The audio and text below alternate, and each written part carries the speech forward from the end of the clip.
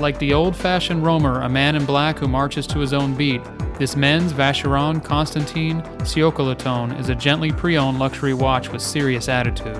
It is a vintage model, and our estimates place its production sometime in the 1950s. This striking timepiece features a case, bezel, crown, lugs, and a bracelet made of glistening 18-karat yellow gold. The case measures 35 millimeters without the crown and 43 millimeters long with the lugs.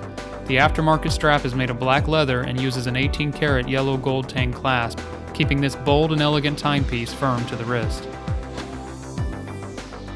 The case surrounds a recently refinished black dial, and an automatic movement powers the gold-toned hour, minute, and second hands, which point to a combination of gold-toned square and arrow markers. This is a classic piece that easily fits in with modern times, putting striking charm at the end of the sleeve.